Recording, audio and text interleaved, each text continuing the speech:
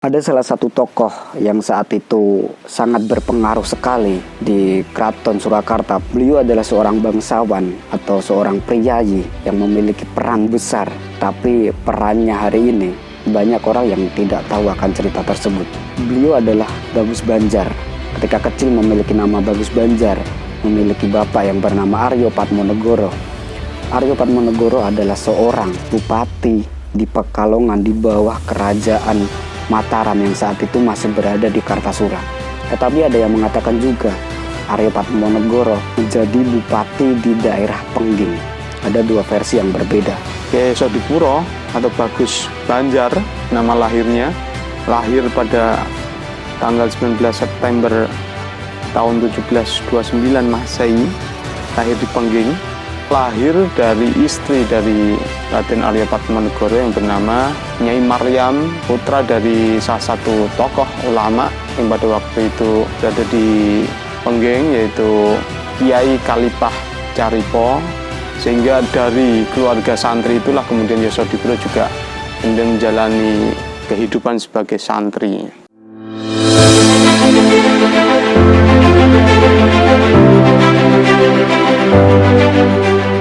Raden Ngabaya Sodipuro lahir bernama Bagus Banjar, kemudian mempunyai panggilan yaitu Joko Subuh karena lahir pada waktu subuh. Nah, Joko Subuh ini penanda waktu sholat ibadah ini kemudian menjadi identitas. Itu bisa kita jadikan tolak ukur bagaimana masyarakat pada waktu itu di Pengging misalnya, yang lama disalahpahami sebagai pusat tempatnya orang-orang Jawa yang tidak mengindahkan ajaran syariat Islam misalnya, itu bisa dibantah di banyak catatan. Misalnya keterangan bahwa Bagus Banjar, nama kecil Raden Ngabaya Sodipuro, itu mempunyai nama lain yaitu Joko Subuh.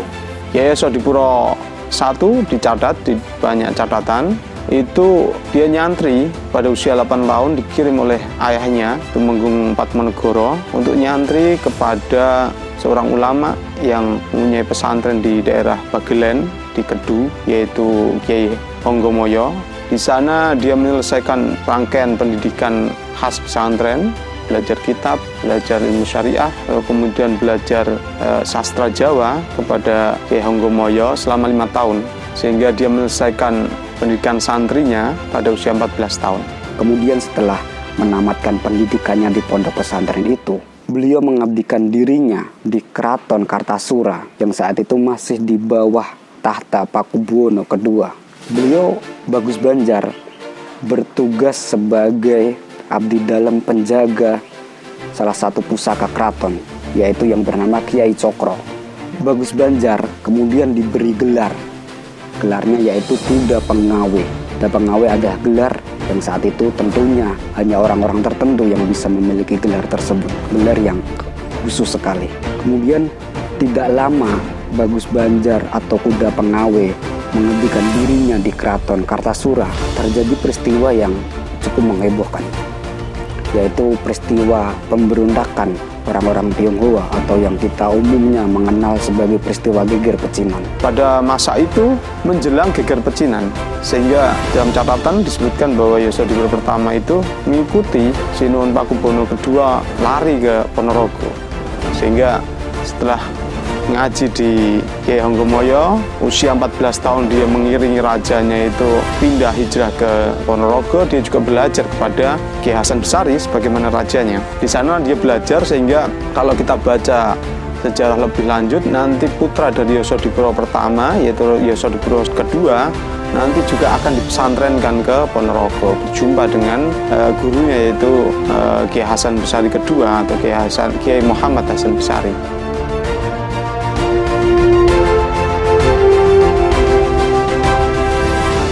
Masuk pertama kali menjadi prajurit di Keraton Kartasura, yaitu prajurit Namengjoyo dengan gelar Jaran Pengawe atau Kuda Pengawe, yaitu dia bertugas untuk menjaga salah satu pusaka Keraton Kartasura pada waktu itu.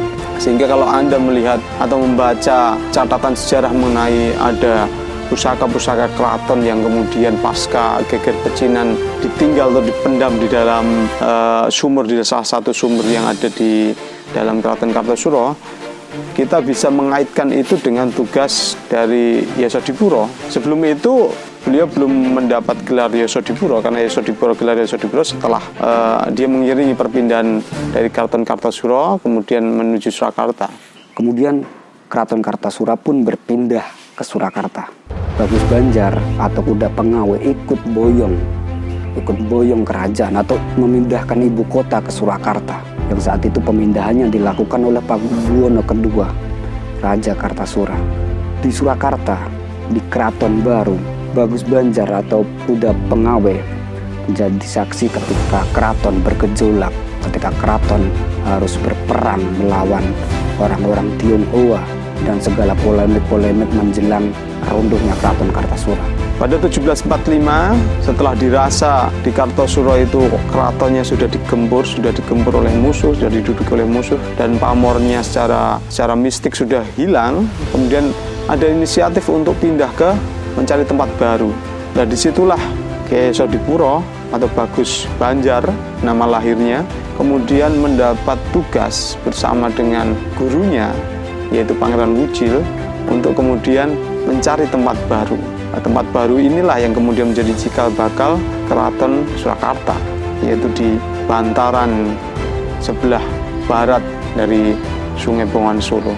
Jadi kalau kita mengurut sejarah awal mula Keraton Surakarta, nama Kyai Yesodipuro, kemudian Pangeran Wujil tidak pernah ditinggalkan, pasti akan ada kaitannya. Dari situlah setelah kemudian menjadi pejabat penting di Surakarta, kemudian dia diberi gelar Yesodipuro I sebagai pujangga muda, pujangga taruna.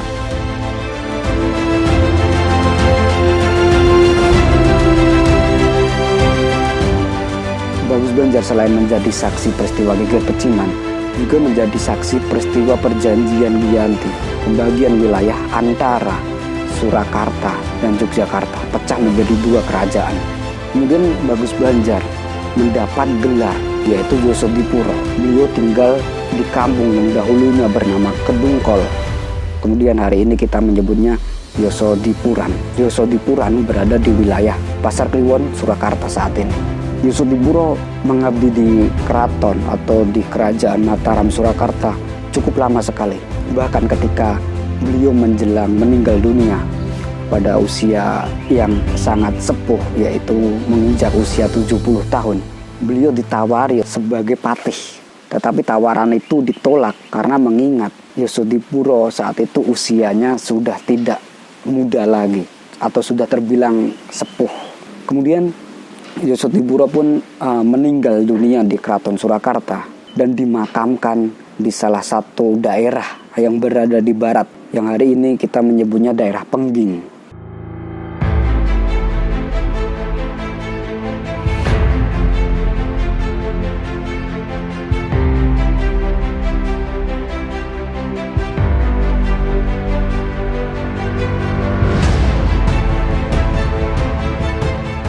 Nah, yang menjadi penting dari membicarakan Yesodipuro adalah bagaimana kita membicarakan salah satu tokoh yang merupakan keturunan dari tokoh-tokoh penting pada waktu itu, yang kadang sering disalahpahami. Jadi Yesodipuro ini adalah masih trah dari Pengging atau trah dari Joko Tingkir, terus kemudian trah dari Ki Ageng Pengging, trah dari Ki Handoyo-Ningrat atau Joko Sengoro. Disebutkan di dalam bukunya Nancy, di dalam satu artikel yang disebutkan oleh Nancy, jadi Yesodipuro, Raden Ngabei Yesodipuro masih merupakan keturunan dari Raja Pajang ke-7, keturunan ke-7 dari Raja Pajang. Jadi masih ada keterkaitan antara Pengging, kemudian Pajang, kemudian Yesodipuro. Oleh karena itu, Yesodipuro setelah meninggalnya, beliau minta dimakamkan di tanah leluhurnya, yaitu di Pengging. Sampai hari ini, tanah Kukubudanya masih ramai diziarahi oleh para peziarah, baik yang berziarah karena mengagumi karya-karyanya, kemudian ada yang berziarah untuk ngalap berkah saja. Yesodipuro banyak meninggalkan karya-karya yang sangat monumental, yang tentunya karya-karya tersebut menggunakan bahasa Jawa, yaitu antara lain Taju Salatin, Iskandar, Panji Anggraeni, Babat Palian Nagari atau yang kita umumnya menyebut perjanjian Giyanti, kemudian Sewaka, Serat Anbiya, dan Serat Manak.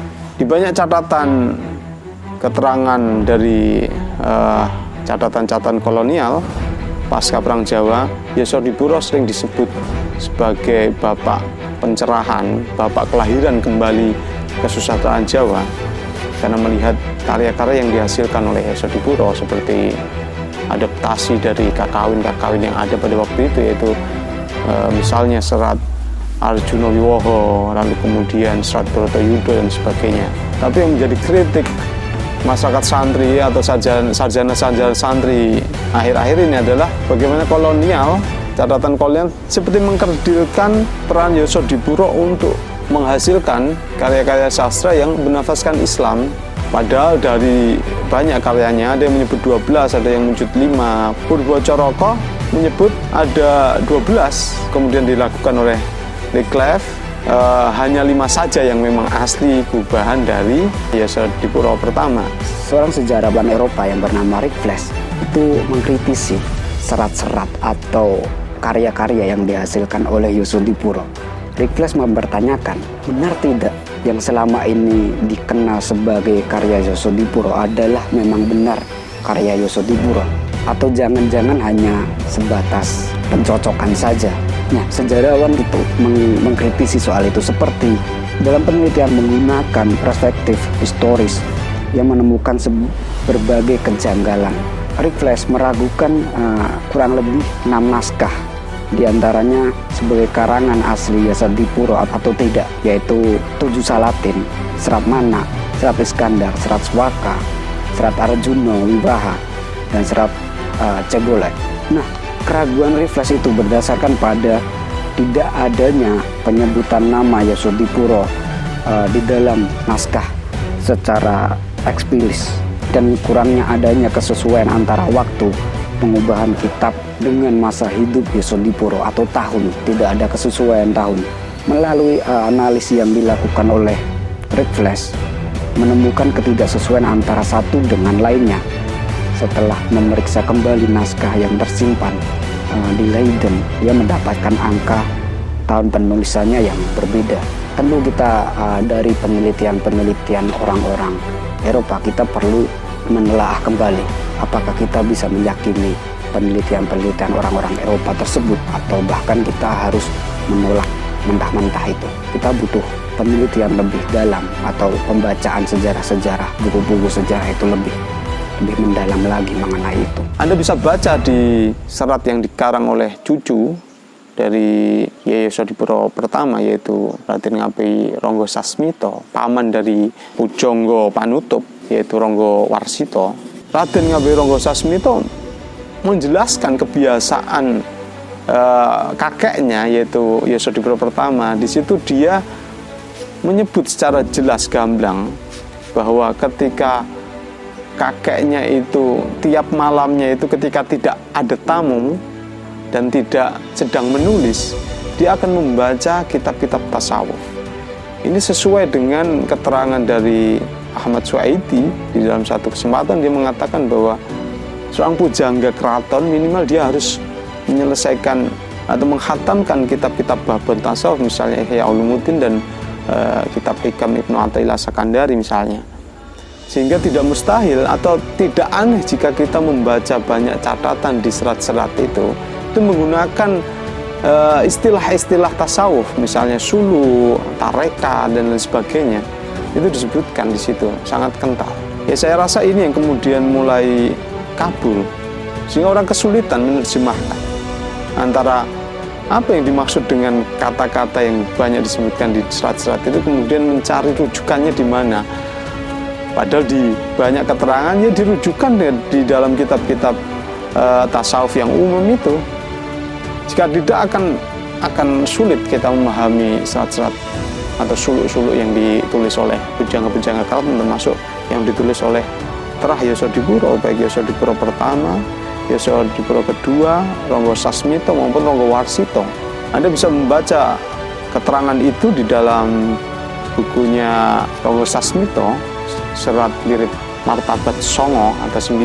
Itu Anda bisa mendapatkan keterangan mengenai kebiasaan dari kakeknya yaitu Yesodipuro pertama. Kita berbicara Yesodipuro tidak lepas dari karya sastra yang menjadi acuan etika raja-raja, yaitu Serat Menak. Ada yang menyebut bahwa Serat Menak ini adaptasi dari hikayat raja-raja yang berbahasa Melayu, kemudian diadaptasi, dibahasa Jawakan oleh Yesodipuro, kemudian menjadi buku, semacam buku pegangan untuk setiap raja harus membaca itu untuk kemudian menjadi raja yang baik. Itu harus membaca Serat Menak tinggalan Yesodipuro. Lalu kemudian Yesodipuro tidak hanya dikenal sebagai sastrawan atau pujangga atau ulama, tapi dia juga dikenal sebagai sejarawan karena dia juga mencatat sejarah peristiwa penting di dalam lingkungan keraton Surakarta pada waktu misalnya Babad Giyanti, yaitu peralihan antara keraton Surakarta, pembagian wilayah Mataram menjadi Surakarta dan Kasultanan Yogyakarta, itu dicatat di dalam Babad Giyanti. Itu yang mencatat Raden Ngabei Yesodipuro pertama. Jika kita mau mencari cerita-cerita yang menceritakan Yesodipuro, kita bisa membaca salah satu karya yang berjudul Tuspajang. Nah, di dalam Tuspajang itu menceritakan kiprah Yesodipuro, termasuk karya-karya atau buah pikir yang dia hasilkan. Buku Tuspajang itu dibuat oleh 3 orang yang bernama Raden Sastra Sumarta, kemudian Raden Sastra Waluyo, dan Raden Ngabei Yesapurayo. Buku Tuspajang itu ditulis memperingati 200 tahun berdirinya Keraton Surakarta. Kemudian kalau mau mencari ulasan-ulasan lebih lanjut lagi, kita bisa membaca salah satu karya Purbo Coroko. Purbo Coroko adalah salah satu orang yang cukup moncer dalam dunia penelitian sejarah. Beliau meneliti banyak sekali naskah-naskah, termasuk naskah-naskah yang berkaitan atau yang dihasilkan oleh Yesodipuro.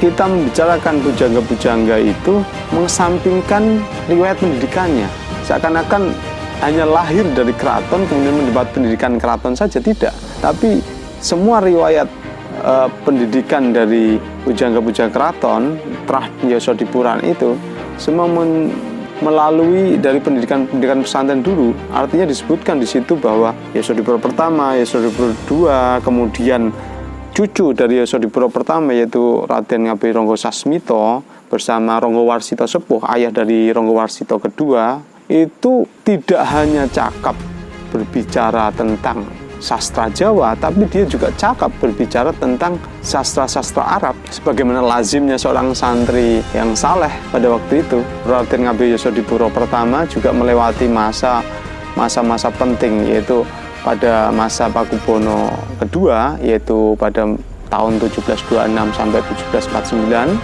Lalu kemudian pada masa Sinuhun Pakubono ketiga, masa Perjanjian Giyanti, itu pada 1749 sampai 1788 Masehi. Lalu sampai kemudian pada masa Pakubono keempat, awal-awal kekuasaan Sinuhun Pakubono keempat, yaitu dimulai pada tahun 1788 sampai 1820. Jika kita membicarakan sejarah Mataram dari Kartasura, lalu kemudian pindah ke Surakarta, lalu perseteruan antara Mangkubumi dengan keponakannya Pakubono III, kemudian mengantar pada peristiwa Perjanjian Giyanti, lalu kemudian menyebut Raden Mas Said dan lain sebagainya, Mangkunegoro dan sebagainya, itu semua catatan pasti merujuk pada catatan yang ditulis oleh Raden Ngabei Yesodipuro pertama, sehingga menjadi rujukan otoritatif karena tidak ditulis jauh sebelum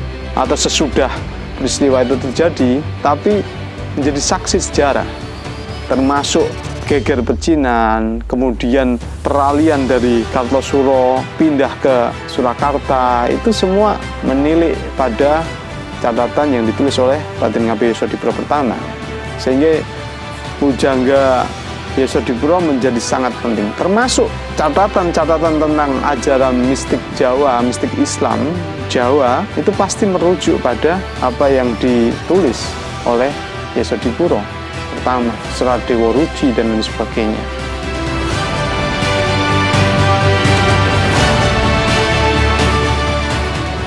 banyak peran penting yang diperankan oleh Yosodipuro pertama, yaitu pasca geger pecinan. Disebutkan banyak sekali pusaka-pusaka keraton yang hilang pada waktu itu. Tidak hanya pusaka berbentuk materi, senjata dan sebagainya, tidak, tapi naskah-naskah penting yang menjadi rujukan jalannya keraton Mataram pada waktu hilang lah. Yosodipuro pertamalah yang kemudian mengembalikan itu.